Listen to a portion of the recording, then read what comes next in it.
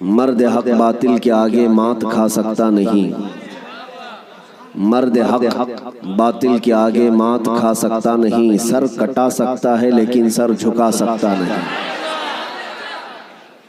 میرے عزیزو، یہ روحانی اور بارونق منظر اور منبر نور پر جلوہ بار علماء میں اتنے جوشیلے علماء آپ کے پاس موجود ہیں، میری تقریر کی اب چندہ حاجت بھی نہیں ہے۔ نظامت اور شعر و شاعری کے جو شعلے ہیں میرے اندازے کے مطابق کافی دنوں تک آپ کو یہ گرم رکھیں گے۔ میرے عزیزو، اللہ تعالیٰ تمہارا یہ جذبہ ہمیشہ سلامت رکھے۔ ہمارا ایک ہی مقصد ہے کہ اگر میرے مصطفیٰ کریم صلی اللہ علیہ وسلم کے نام پر ہمارا جوان بیدار ہو گیا تو اچھے اچھوں کی نیند ہم ہو ہی جائے گی۔ بس ہمیں جگانا ہی ہے۔ ہم نہ تلوار کی بات کرتے ہیں نہ بندوق کی بات کرتے ہیں۔ میری تقریریں اٹھا کر کے دیکھ لیں، جن لوگوں کو تکلیف ہے اور ہماری امیج ایک کٹرواد کی طرح پیش کرتے ہیں، ان سے میں کہتا ہوں کب میں نے بم بارود کی بات کی ہے، کب میں نے گولی بندوق کی اور تیز نیزے تلوار کی بات کی ہے؟ کبھی اپنے نوجوانوں کو یہ تمام چیزیں پکڑنے کی بات ہی نہیں کی۔ پھر بھی آپ کو خوف اتنا کیوں ہے؟ پھر بھی آپ کو ڈر اتنا کیوں ہے؟ ہاں، اتنی بات ہے کہ میں یہ ضرور کہتا ہوں کہ ہمارے نبی پاک صلی اللہ علیہ وسلم کے غلاموں کے ہاتھ میں کنکری بھی آ جائے تو بہت قیمتی ہوتی ہے۔ ہاں، ہم نہ تلوار کی بات کرتے ہیں نہ بندوق اور بم بارود کی بات کرتے ہیں، لیکن میرے عزیزو، دل سے اور سینے سے نکلنے والی باتیں اس سے بھی زیادہ طاقتور ہوتی ہیں۔ یہ دنیا جانتی ہے، یہ دنیا جانتی ہے، اور اسی وجہ سے پورا کربلا کا واقعہ پیش آ گیا۔ آپ کبھی سوچ سکتے ہیں کہ ایک طرف نواسہ رسول امام عالی مقام جو بغیر جنگ کے ارادے سے اپنے گھر سے نکلے ہیں، اپنا مختصر سا خاندان لے کر کے نکلے ہیں، لیکن جب وہ کوفہ آنے والے تھے، بیچ راستے میں آپ کو روکا گیا۔ آپ کے قافلے میں آنے والوں کی تعداد مختلف بتائی گئی ہے روایات میں۔ مسعودی کی روایت میں 135 لوگ تھے امام حسین کے ساتھ، اور دیگر روایات کے مطابق 82 لوگ تھے، 82 لوگ، عورتیں مرد سب ملا کر۔ شہید ہونے والوں کی تعداد 72 ہے، لیکن 72 ہو کہ 82 ہو کہ 135 ہو، ان کا راستہ روکنے کے لیے پہلے 1000 کا لشکر آیا، پھر اس کے بعد 4000 کا لشکر آیا، پھر اس کے بعد کل ملا کر 22000 کا لشکر آیا۔ یہ کون سا کمپیر کر کے تو دیکھیں، ایک آدمی کو روکنے کے لیے 2 ہوتے، 3 ہوتے، 4 ہوتے۔ 80 لوگوں کو روکنے کے لیے اگر 22000 لوگ لگتے ہیں تو عقل آج بھی تسلیم نہیں کر پاتی۔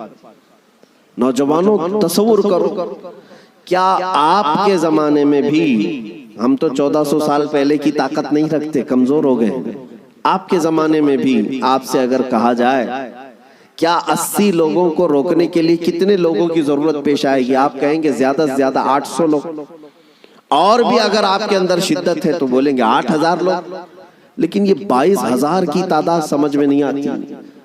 یہ آپ کو آج بھی سمجھنے کی ضرورت ہے کہ دشمن کے اور باطل کے خیمے میں اہل حق کا رعب کتنا ہوتا ہے، اہل حق کا خوف کتنا ہوتا ہے۔ 1400 سال سے یہی نیم چلا رہا ہے، یہی دستور چلا رہا ہے۔ حق جماعت تھوڑی ہوتی ہے اور کفر کی طاقت بہت زیادہ ہوتی ہے، لیکن پھر بھی اہل حق کے دل میں خوف نہیں ہوتا کہ ہم 80 ہیں، بلکہ خوف انہی 22000 کے دل میں ہی ہوتا ہے۔ آج بھی ہم دیکھ رہے ہیں الحمدللہ ہماری تعداد کم ہے، ہمیں آج مائنورٹی کہا جاتا ہے، ہمیں آج مائنورٹی کہا جاتا ہے۔ ہمارا حال تو یہ ہے کہ ہمارے پاس کچھ بھی نہیں، اسلحہ نہیں، بم بارود نہیں، طاقت نہیں، ہمارے تو نوجوان ڈپارٹمنٹ میں بھی نہیں، عہدوں پر بھی نہیں۔ ارے ہمارا حال تو یہ ہے کہ ہم حکومت کے تخت تک بھی نہیں پہنچ پاتے۔ ہمارا حال تو یہ ہے کہ سیاست میں ہماری کوئی نمائندگی نہیں، اور جو کچھ پہنچ بھی گئے بیچارے وہ کسی اور کی جھولی میں گر گئے۔ ہمارے پاس کیا ہے؟ مذہب و ملت میرے مصطفیٰ کے ناموس کی نمائندگی کرنے والا کون ہے؟ اکا دکا ہو سکتا ہے، لیکن یہی مائنورٹی ہو، اقلیت کی تعداد ہی ہے۔ ہمارے پاس کچھ بھی نہیں ہے۔ پھر میں پوچھتا ہوں یہ ٹی وی میں 24 گھنٹے صرف مسلمان ہی کیوں نظر آتے ہیں؟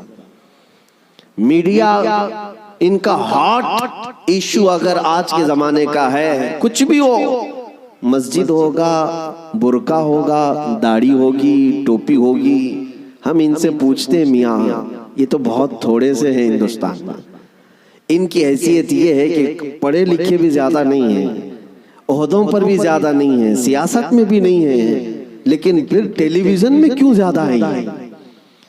ٹی وی میں، نیوز میں یہ زیادہ کیوں ہیں؟ تو جانکار لوگوں کی طرف سے جواب آتا ہے کہ ساری دنیا آج تک وہ کربلا کا واقعہ بھول نہیں پائی ہے۔ کربلا کا واقعہ بھول نہیں پائی، اس لیے کہ آج بھی ان کو ایسا لگتا ہے کہ اگر ایک بھی غلام حسین کھڑا ہو گیا تو پھر چاہے مقابل میں کروڑوں ہی کیوں نہ ہو، خطرہ اسی ایک سے ہی نظر آتا ہے۔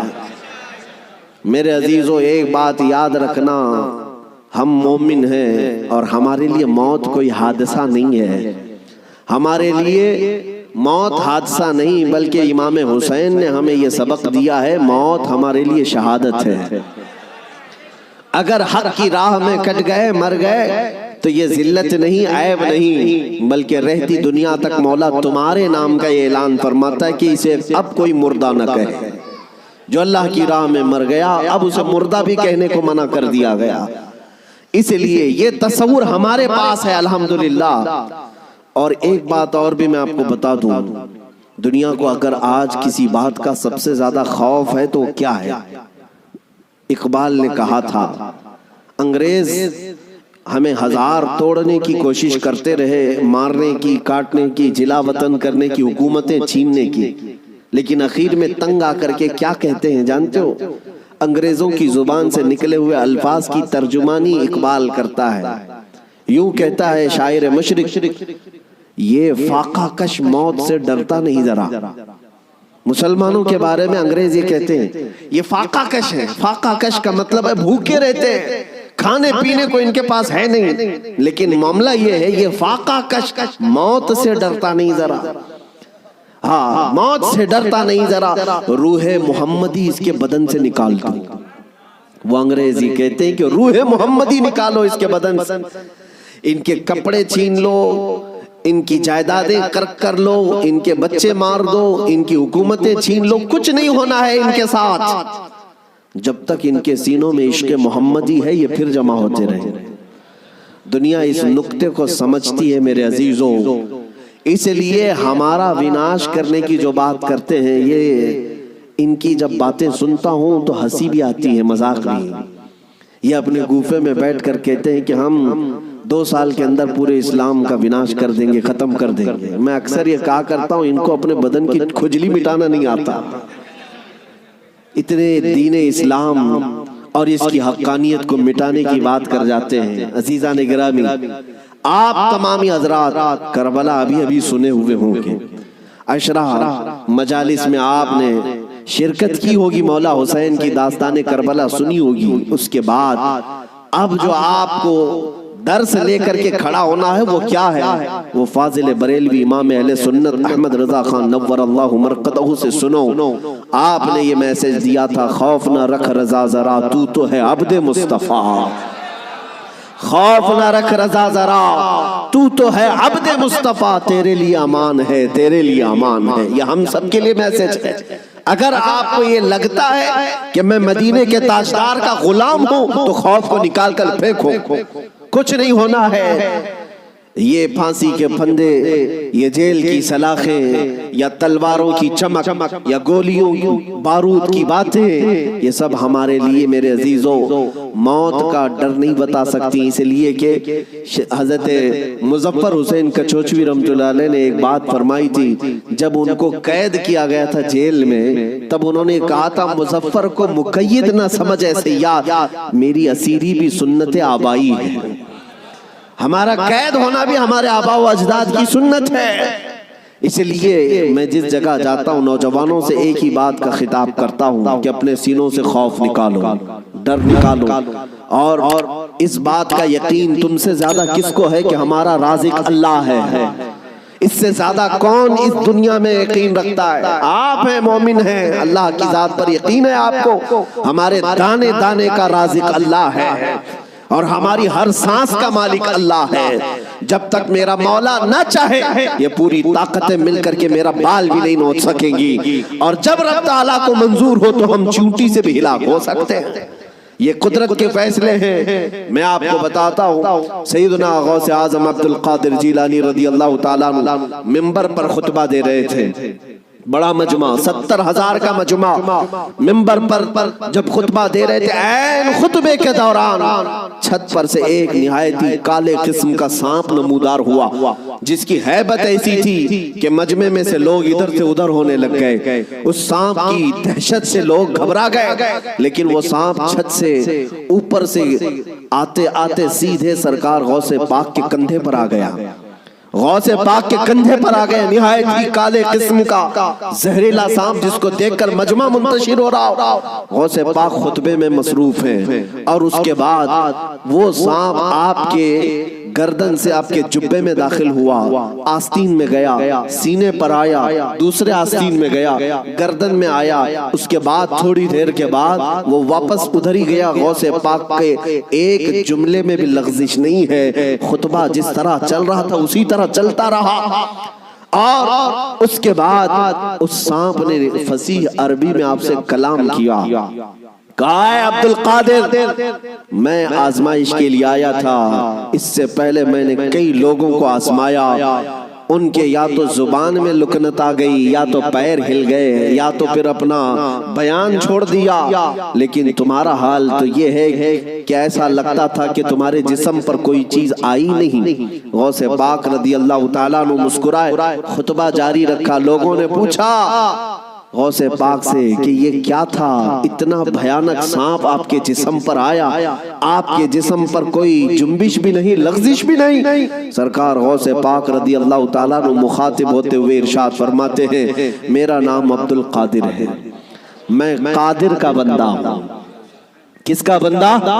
قادر کا بندہ، قدرت پر یقین رکھتا ہوں۔ مجھے اس بات پر یقین تھا کہ اگر میری موت آنی ہے تو اس سانپ کے ذریعے سے آ جائے گی، میرے ہلنے سے بچنے سے میں بچ نہیں سکوں گا، اور اگر میری موت نہ آنا ہو تو اس طرح کے سینکڑوں سانپ بھی میرے جسم کا کچھ نہیں کر سکتے۔ موت و حیات کی قدرت صرف میرے رب ذوالجلال کے پاس ہے۔ میں اسی یقین کے ساتھ خطبے میں مصروف رہا، وہ تو امتحان تھا، ٹل گیا۔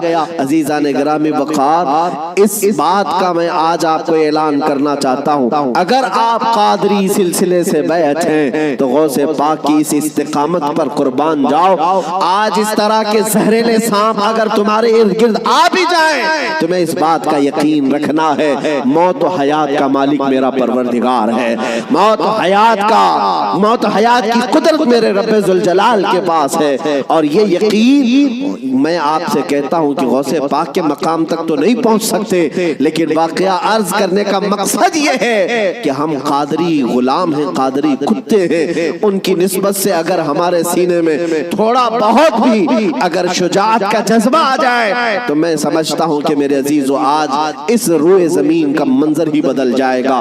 لوگ دیکھ چکے تمہیں ڈرا کر کے، دھمکا کر کے، انہیں یہ اندازہ ہو گیا ہے کہ یہ تھوڑے پیسوں میں بک جاتے ہیں یا خوف سے تھر تھراتے ہیں، ڈر کر کے بھاگ جاتے ہیں، اس لیے دنیا تمہیں ڈراتی ہے، دھمکاتی ہے۔ لیکن جس دن تمہارے قدم ڈگمگانے سے رہ گئے، میں یقین کے ساتھ کہتا ہوں بجلیاں آئیں گی، طوفان آئیں گے، لیکن تمہارا کچھ نہیں ہو سکے گا۔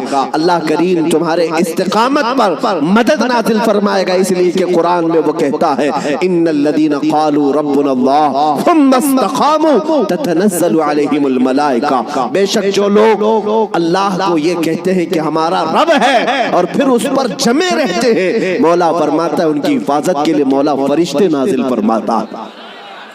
جمے رہنا، استقامت، ڈٹے رہنا، یہ آج تمہاری ضرورت ہے میرے عزیزوں۔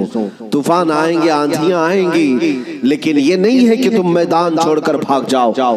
دیکھو موت تو آنی ہے، کسی ہاسپٹل کے بیڈ پر آئے گی یا گھر کی چٹائی پر آئے گی، کہیں نہ کہیں آنا ہے، یا کسی حادثے میں یا کسی بیماری میں۔ لیکن اگر قسمت سے موت اس حال میں آئے کہ میں میرے نبی کا پرچم بلند کر رہا ہوں، نبی پاک کی عزت کی بات کر رہا ہوں، اور اگر اس حال میں موت آئے تو اس موت کا کیا کہنا؟ میرے عزیزوں، بزرگوں نے فرمایا جو ناموس رسالت پر مر جاتا ہے، روح نکلنے سے پہلے وہ اپنے سرانے پر مصطفیٰ کریم کا دیدار بھی کرتا ہے، نبی پاک صلی اللہ تعالیٰ علیہ وسلم کا دیدار کرے گا۔ آج میں آپ کے سامنے دو چند جھلکیاں بتاؤں گا، واقعات کربلا تفصیل سے بیان کرنے کا موقع نہیں ہے، آپ نے 10 روزہ مجالس میں تفصیل سے سن لیا ہوگا، دو چند ان کی جھلکیاں واقعات کربلا۔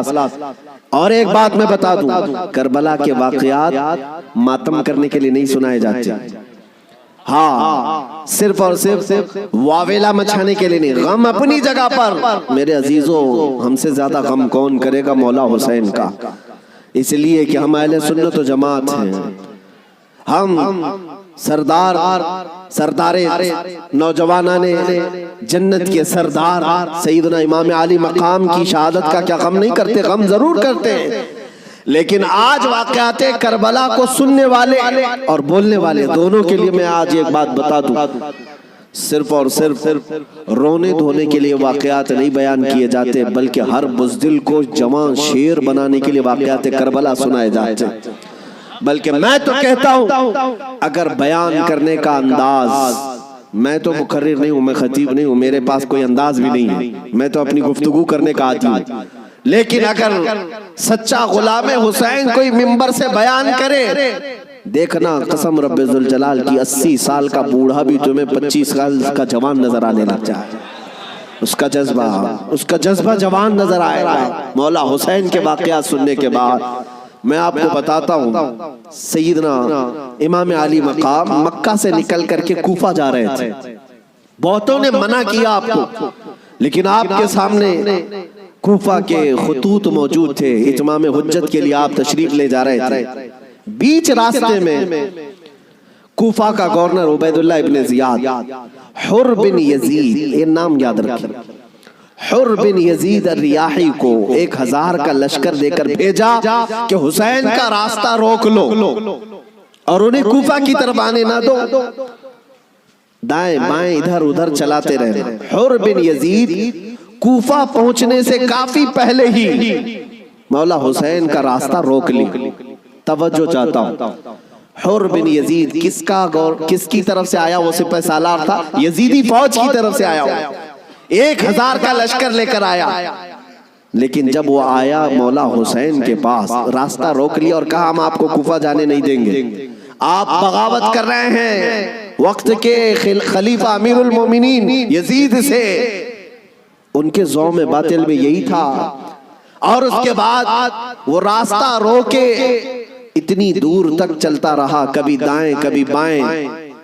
امام حسین ایک جگہ پر جب پڑاؤ کرتے ہیں، ظہر کا وقت ہے، اذان ہوئی، نماز کے لیے جماعت قائم ہو رہی ہے، امام حسین نے اس حر بن یزید سے پوچھا جو 1000 لشکر کا سپہ سالار تھا، کہا ہم نماز پڑھنے جا رہے ہیں، ہم اپنی نماز پڑھ لیں، کیا تمہاری جماعت الگ ہوگی ہماری جماعت الگ ہوگی؟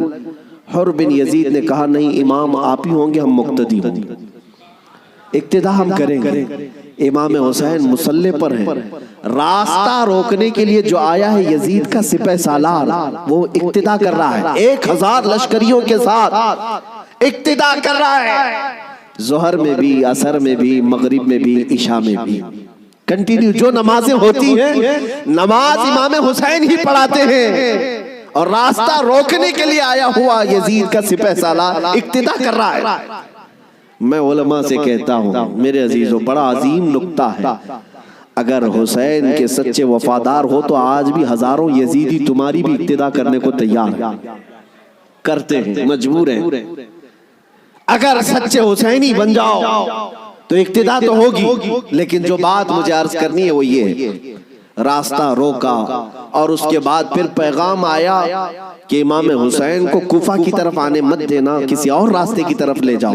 کسی اور راستے کی طرف وہ زبردستی لے گیا۔ پھر وہ میدان آیا جس کو کربلا کہا جاتا ہے، امام حسین وہاں اتر گئے اور ایسی جگہ پر آپ کو اتارا گیا جہاں پانی نہ ملے، دریا کے اوپر سارے یزیدی فوج کا قبضہ۔ اب سنیے، محرم کا مہینہ ہے، 7ویں آ گئی، 8ویں آ گئی، اس کے بعد یہ صلح مصالحت کی بھی باتیں چلتی رہی۔ امام حسین نے پیغام بھیجا تھا عبید اللہ ابن زیاد کو، 3 آپشن دیے تھے، کوئی قبول کر لو، لیکن وہ ظالم آپ کے خون کے در پہ تھے، مانے نہیں۔ 4000 کا لشکر دے کر بھیجا، پھر اس کے بعد تقریباً 15000 کا لشکر دے کر بھیجے، 15000 یا 16000 کا لشکر دے کر دوبارہ بھیجے۔ اب یہ 9ویں محرم آئی ہے، توجہ چاہتا ہوں، 22000 کا لشکر۔ امام حسین نے خطبہ دیا کہ میں تمہارے پاس جنگ کرنے کی نیت سے نہیں آیا، تم میری عظمت نہیں جانتے، میں فاطمہ زہرا کا بیٹا ہوں، حیدر کرار کا نور نظر ہوں، رسول اللہ کا نواسا ہوں، میرے خون سے اپنے ہاتھ رنگین نہ کرو، ان پر کوئی بات اثر نہ کرے۔ اس کے بعد حر بن یزید جو 1000 کا لشکر لے کر سب سے پہلے راستہ روکنے آیا تھا، وہ یزیدیوں کے پاس آیا اور کہا ان کی ایک بات تو مان لو، وہ جنگ کرنے نہیں آئے، اگر وہ صلح چاہتے ہیں تو ختم کر دیتے معاملہ۔ لیکن یزیدی فوج کے جو بڑے سپہ سالار تھے، عمرو بن سعد یا شمر، ان لوگوں نے کہا اے حر، تجھے مصالحت کرنے کے لیے نہیں بھیجا گیا ہے، تجھے فوجی بنا کر بھیجا گیا ہے، لڑنا ہے تو ہمارے ساتھ لڑو ورنہ یہاں سے دفع ہو جاؤ۔ جب یزیدی فوج کے بڑے سپہ سالاروں نے حر بن یزید کی بات نہیں مانی تو سنو، پورے مجمع میں وہی حر جو یزید کا سپہ سالار تھا اعلان کرتا ہے تمہاری سپہ سالاری تمہیں مبارک ہو، میں حسین کے خیمے میں جاتا ہوں۔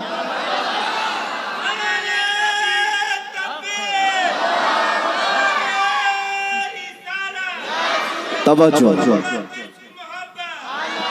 حر بن یزید نے کہا مجھے اب نظر آ رہا ہے کہ حق اور حقانیت حسین کے خیمے کی طرف ہے، مجھے جانے دو۔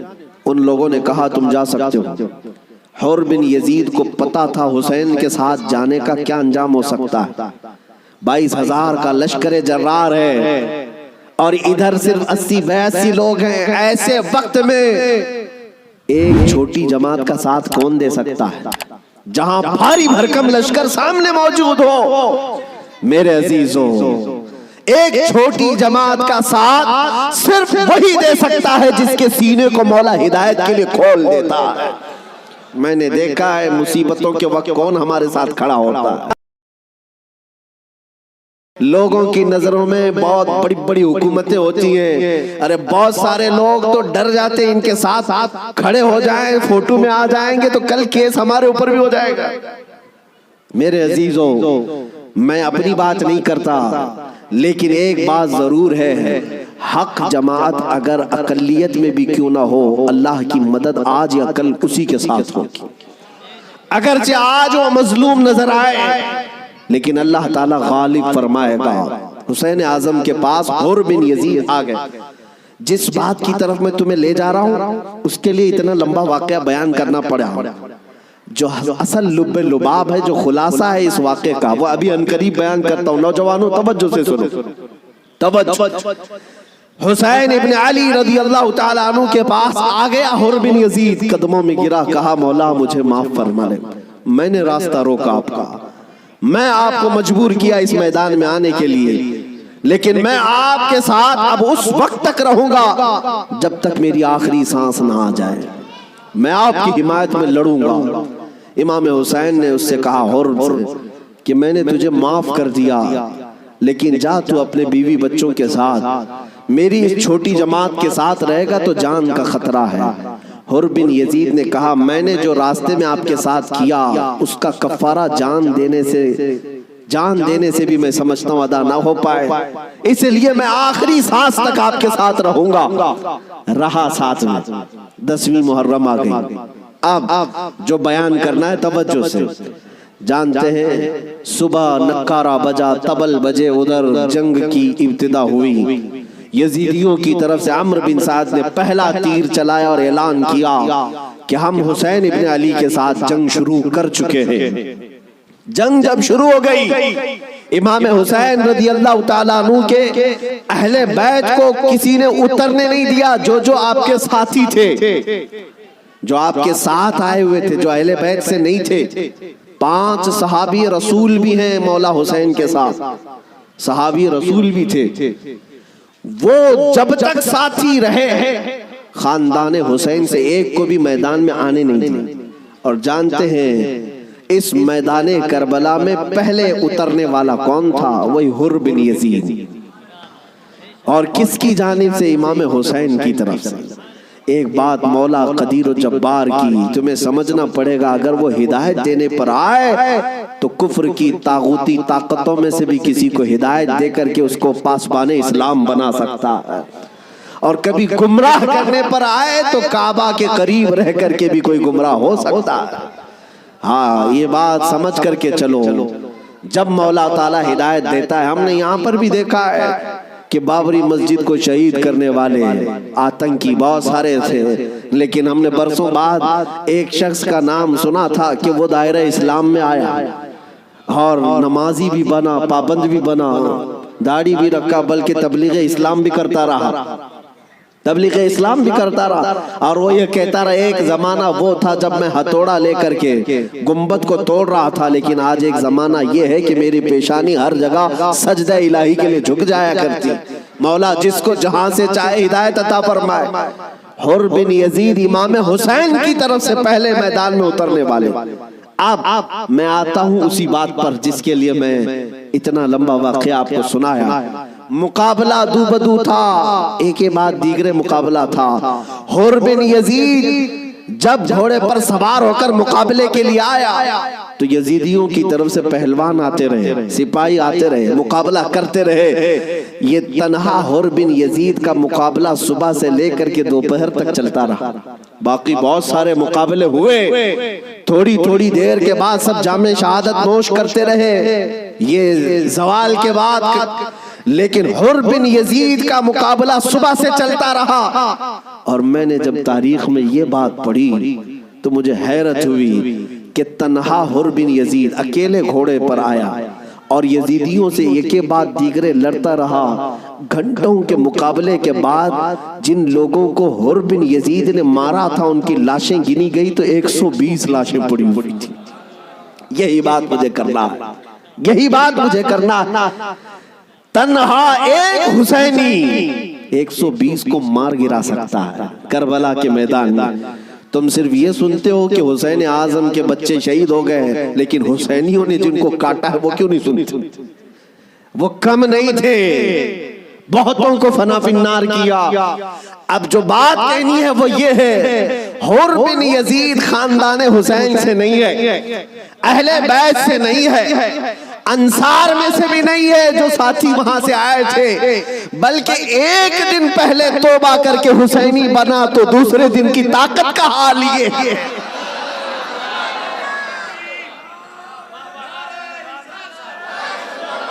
اب بات سمجھ میں آ گئی، بات سمجھ میں آ گئی۔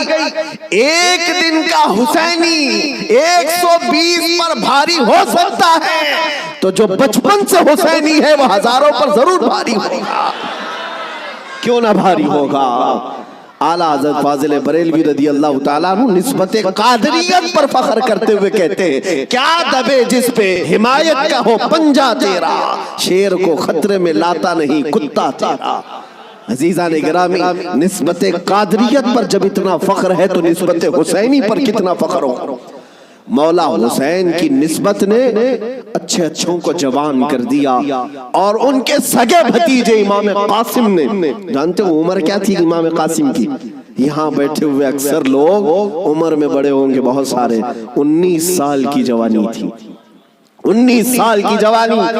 تاریخ نگاروں نے لکھا ہے امام قاسم جب گھوڑے پر بیٹھ کر کے آئے تھے تو یزیدی خیمے میں ایسی کھلبلی مچی، لوگ یہ کہتے تھے کہ قاسم بن حسن، امام حسن کے بڑے بیٹے امام قاسم، میں نے یہ بھی روایت پڑھی، امام قاسم جب گھوڑے پر صرف پہلو بدلتے تھے، پہلو بدلنے، گھوڑے پر ادھر سے ادھر اس طرح پہلو بدلنا، تو یزیدی خیمے کے لوگ کہتے ہیں جب قاسم بن حسن گھوڑے پر پہلو بدلتے تھے تو ایسا لگتا تھا کہ بجلی چمک رہی ہے، بجلی چمک رہی ہے۔ یہ خوف سینوں میں ہزاروں کے ہونے کے باوجود کس نے طاری کیا؟ میرے عزیزو، وہ رب ذوالجلال ہے، غالب حکمت والا، جس نے قرآن میں فرمایا وَلَا تَهِنُوا وَلَا تَحْزَنُوا وَأَنْتُمُ الْأَعْلَوْنَ إِن كُنتُم مُؤْمِنِينَ، تم گھبراؤ مت، پریشان مت ہو، مولا فرماتا تم ہی غالب رہو گے اگر تم سچے ایمان والے ہو، اگر تم میرے مصطفیٰ کریم صلی اللہ علیہ وسلم کے سچے غلام ہو۔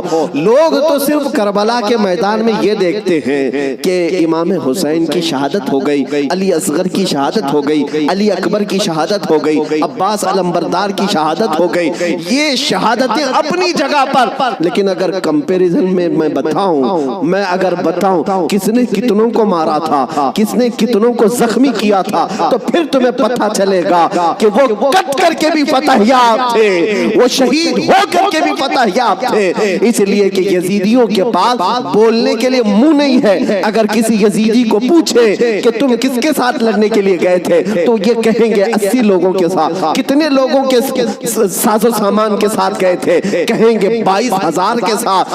تو دنیا آج بھی ہنسے گی، 80 لوگوں سے لڑنے کے لیے 22,000 گئے تھے، کیا کیا لے کر گئے تھے؟ ہاتھی بھی تھے، گھوڑے بھی تھے، نیزے بھی تھے، تلواریں بھی تھی، بھالے بھی تھے، سب تھا۔ پھر اگر تم سے پوچھا جائے ساز و سامان کے ساتھ سہولتیں کیا تھی، یزیدی کہیں گے پورا پانی ہماری طرف تھا، دریائے فرات بھی ہماری طرف تھا، کھانا بھی ہماری طرف، پانی بھی ہماری طرف۔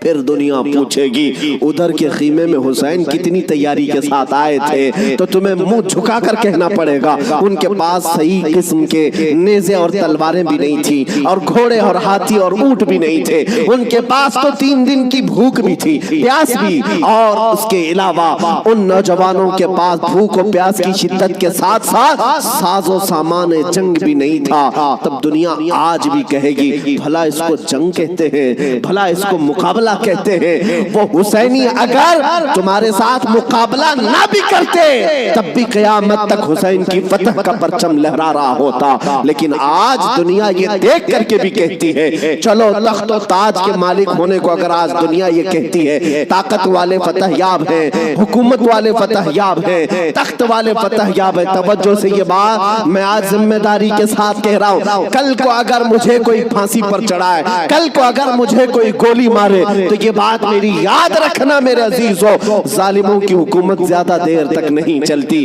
یزید کا تخت بھی تھا، تاج بھی تھا، حکومت بھی تھی، فوجی بھی تھے، سپاہی بھی تھے، لیکن آج جاؤ اس یزید کے تخت کو ڈھونڈنے کے لیے، محل کو ڈھونڈنے کے لیے۔ دمشق آج بھی موجود ہے، ملک شام آج بھی موجود ہے۔